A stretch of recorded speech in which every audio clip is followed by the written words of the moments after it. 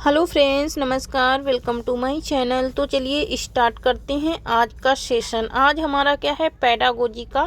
ठीक है, KVS pedagogy के लिए आज मैं ये पहली क्लास ले रही हूँ। तो अपने कक्षा 5 के गणित के विद्यार्थी की परीक्षा आयोजित की। इनमें अधिकांश विद्यार्थी उत्तीर्ण नहीं हो पाए। आपको दूसरी परीक्षा के लिए प्रश्न पत्र तैयार करना तथा परीक्षा लेनी है। आप कौन सी परीक्षा लेना पसंद करेंगी? ठीक है, आप एक टीचर हैं और कौन सी परीक्षा लेना पसंद करेंगी ये बताना है। ठीक है, आप एक टीचर हैं और आपके विद्यार्थी अच्छा प्रदर्शन करेंगे तो नैदानिक क्या हो जाएगा, नैदानिक परीक्षण। क्या हो जाएगा यहाँ पर, नैदानिक परीक्षण हो जाएगा।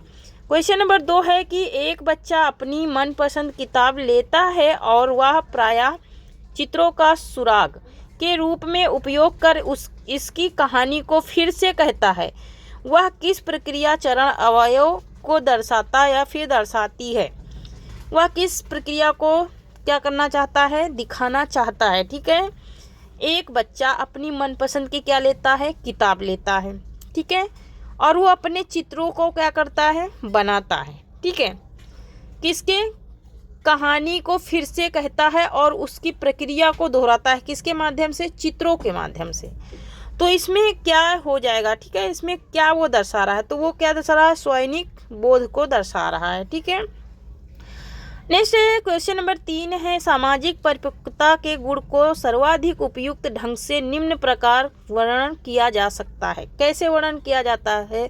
क्या मित्रों को जीतने तथा लोगों को प्रभावित करने की योग्यता से, या फिर उच्च स्तर का वैयक्तिक समायोजन से, या फिर उच्च स्तर की सामाजिक समर्थकता से, या फिर व्यक्तिगत आवश्यकताओं तथा प्रयोजनों का सामाजिक आवश्यकताओं एवं उद्देश्यों का उच्च समन्वय से। ठीक है, तो यहाँ पर ये 1 और 3 तो नहीं होगा, तो यहाँ पर राइट आंसर हो जाएगा ऑप्शन नंबर 4। ऑप्शन नंबर 4 क्या हो जाएगा, राइट आंसर हो जाएगा। ठीक है, नेक्स्ट क्वेश्चन देखेंगे, ये हमारा 4 क्या हो जाएगा, राइट आंसर हो जाएगा। ओके, यहाँ पर ऑप्शन नंबर 4 राइट आंसर होगा। ओके,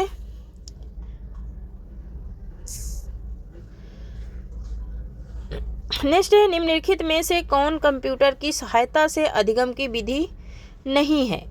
कंप्यूटर की सहायता से अधिगम की विधि नहीं बताना है। ठीक है, क्या शिक्षण ट्यूटोरियल नहीं है, या फिर कयायद तथा अभ्यास सत्र, ड्रिल एवं प्रैक्टिस सेशन, या फिर प्रतिरूपण मॉडलिंग।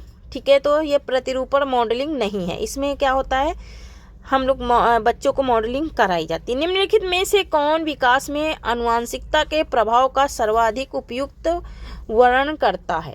कौन ऐसा है जो कि आनुवंशिकता या यह तय करती है कि हम कहाँ तक जाएंगे, या फिर नंबर 2 है, यह इस बात को तय करती है कि हम कहाँ तक जा सकते हैं, या फिर नंबर 3 है कि इस बात पर मुख्य निर्धारण करती है कि हम कहाँ तक जाएंगे, या फिर यह इस बात का मुख्य निर्धारण करती है कि हम कहाँ तक जा सकते हैं।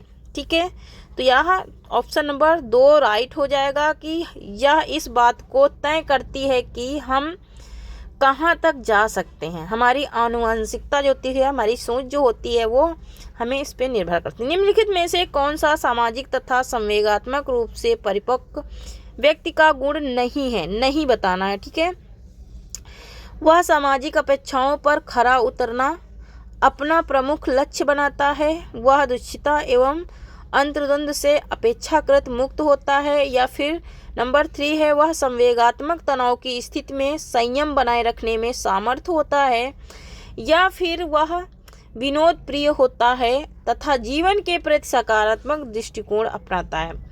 क्या हो जाएगा इसका राइट आंसर? ओके, यहाँ पर इसका राइट आंसर क्या हो जाएगा, एक बच्चा है, जो एक व्यक्ति है जो क्या है, वो सामाजिक तथा संवेगात्मक रूप से क्या है, परिपक्व गुण नहीं है। जिस व्यक्ति में परिपक्व गुण नहीं है, ठीक है, वो मैं बताना है कि उसके अंदर, तो यहाँ पर वह सामाजिक अपेक्षाओं पर खरा उतरना अपना प्रमुख लक्ष्य बनाता है, ये नहीं है। ठीक है, ये सामाजिक संवेगात्मक रूप से परिपक्वता का गुण नहीं है एक व्यक्ति का। ठीक है, बाकी के ये तीनों हैं, ठीक है। वह दुष्टता एवं अंतर्द्वंद से अपेक्षाकृत मुक्त होता है, ये भी सही है। वह संवेगात्मक तनाव की स्थिति में संयम बनाए रखने में समर्थ होता है, ये भी सही है, ठीक है।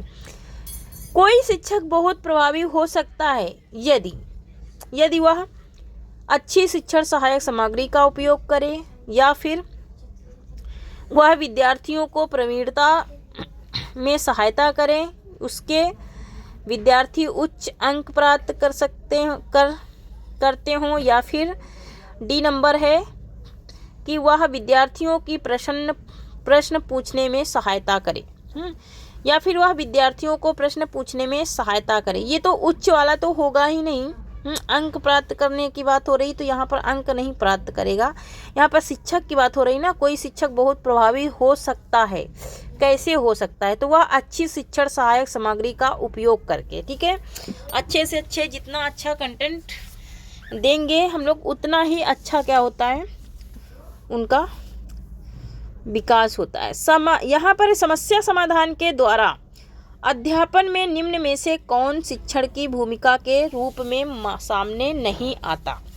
समस्या समाधान के द्वारा जब समस्या समाधान करते हैं उस समय शिक्षक की भूमिका, जो शिक्षक का रोल रहता है, वो कौन सा रोल के रूप में वो सामने नहीं आता है? समस्या की स्थिति का निर्माण करके, या फिर समस्या को समझाने, परिभाषित करने तथा कहने में विद्यार्थी की सहायता करना, या फिर समस्या के समुचित समाधान प्राप्त करने में विद्यार्थियों की सहायता करना। तो यहाँ पर समस्या की स्थिति का निर्माण करना, समस्या की स्थिति का निर्माण थोड़ा करेगा, वो समस्या की स्थिति जो होगी उसका निवारण करने की कोशिश करेगा ना, कि वो समस्या कितना जल्दी हम क्या करें, समाधान करें ना, समाधान करने की कोशिश करेगा, ना कि उसका निर्माण करेगा, ना कि उसको बढ़ावा देगा, ठीक है। तो यहाँ पर ये नहीं आएगा, ठीक है। समस्या की स्थिति का निर्माण करना ये नहीं आएगा, ओके। बाकी के सब आएंगे। समस्या को समझाने, परिभाषित करने, ये आएगा, ठीक है। किसी विद्यार्थी की अनुचित अनुक्रिया को निपटाने का उत्तम तरीका है। किसी विद्यार्थी, मान लिया एक छात्र है, उसकी अनुचित अनुक्रिया है, मतलब कि वो भी जो भी वो सीखता है उसको मतलब बताने के लिए सबसे अच्छा तरीका क्या है? विद्यार्थी को पुनः विषय वस्तु के बारे में विस्तार से समझाना, विद्यार्थी को यह बताना कि उसका उत्तर गलत है, ये तो बिल्कुल ही गलत है, दूसरे विद्यार्थी से सही उत्तर बताने के लिए कहना, ये भी गलत है, व्याख्या करना तथा उत्तर देने के लिए दूसरा अवसर देना, ये एकदम सटीक राइट आंसर है। आंसर राइट 1 भी है, लेकिन 1 से ज़्यादा सटीक आंसर 4 है, ठीक है। क्वेश्चन नंबर 10 है, किसी विद्यालय पाठ्यक्रम की सर्वाधिक सटीक परिभाषा है।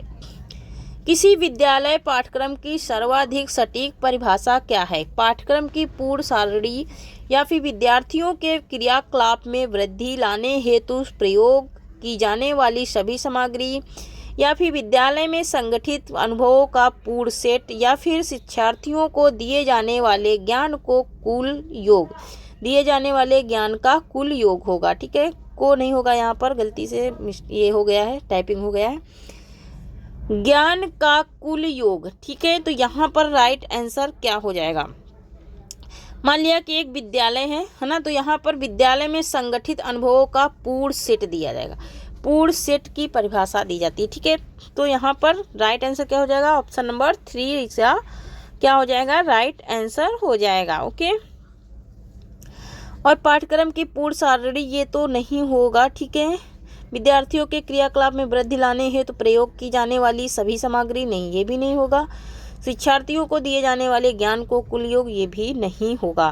क्वेश्चन नंबर 11 है, प्रतीकात्मक उद्यापन के प्रति संवेगी अनुक्रिया निम्न में से किसका परिणाम है? निम्न में से किसका परिणाम है? संवेगात्मक अनुक्रिया, संवेगी अनुक्रिया निम्न में से किसका परिणाम है? या फिर परिपक्वता का है, या फिर अधिगम का, या समायोजन का, या फिर वर्धित इंद्रिय बोध का? क्या हो जाएगा इसका राइट आंसर? ओके, तो इसका राइट आंसर हो जाएगा वर्धित इंद्रिय बोध। क्वेश्चन नंबर 12 है, बहुस्तरीय, बहु माने अधिक, स्तरीय स्थिति का सर्वाधिक महत्वपूर्ण विषय है। विद्यार्थियों से सहयोग की मांग करना, या फिर कक्षा में विद्यार्थी संख्या का 30 से अधिक होना, या फिर विभिन्न श्रेणी वाले विभिन्न स्तरों के विद्यार्थी की अधिगम आवश्यकताओं को एक साथ पूरा करना, या फिर समुचित अध्यापन अधिगम सामग्री। ठीक है, तो यहाँ पर सबसे सटीक आंसर क्या है? ऑप्शन नंबर 3 है कि विभिन्न श्रेणी वाले विभिन्न स्तरों के विद्यार्थियों का अधिगम आवश्यकता को एक साथ पूरा करना। मतलब कि विभिन्न माने उसमें अनेक प्रकार के बहुभाषी बच्चे भी रहेंगे, और बहुभाषी क्या हमारी जो शिक्षा है वो क्या है? बहुभाषी है ना। क्वेश्चन नंबर 13 है, आरंभ के प्राथमिक वर्षों अर्थात कक्षा 6 तक गणित के अधिगम हेतु किस प्रकार के प्रयास किए जाने की आवश्यकता है? क्या अधिगम कठिनाइयों का निदान करना, या फिर संवर्धित कार्यक्रम प्रदान करना, या फिर पाठ्यक्रम क्षमताओं कौशलों का पूरा करना, या फिर कक्षा विद्यालय जाने में नियमित सुनिश्चित करना? क्या करना? नियमितता सुनिश्चित करना। ओके, क्या हो जाएगा इसका राइट आंसर? तो सर्वाधिक कार्यक्रम प्रदान करना। जितने ज़्यादा कार्यक्रम, जितने ज़्यादा रिसर्च कराए जाएंगे बच्चों से, जितना ज़्यादा प्रैक्टिस कराई जाएगी, उतना ही उसका अच्छा प्रयास होगा। निम्नलिखित में से कौन शिक्षा के अवसर में समानता की महत्वपूर्ण बाधाएं हैं? महत्वपूर्ण बाधाएं क्या आती है? क्या शिक्षार्थी की आर्थिक स्थिति में अंतर, या फिर जेंडर समानता, लिंग भेद, या फिर सर्वांगीण विद्यालय प्रणाली, या फिर शैक्षणिक संस्थानों के मानकों में अंतर? ओके, इसमें कूट है तो कूट का इसमें क्या हो जाएगा राइट? ये हमें बताना है। ओके, तो यहाँ पर जो जेंडर समानता है, लिंग भेद, ये तो नहीं होगा। ठीक है, यहाँ पर राइट आंसर हो जाएगा हमारा ओके। तो यहाँ पर क्वेश्चन नंबर 14 का कूट है, कूट में हमें बताना है। तो यहाँ पर अंतर बताना है कि शिक्षार्थी की आर्थिक स्थिति में अंतर। ठीक है, तो यहाँ पर जो जेंडर समानता है, तो जेंडर समानता, लिंग भेद, ये तो होते नहीं सीखे। तो यहाँ पर क्या हो जाएगा? पहले कौन सा हो जाएगा?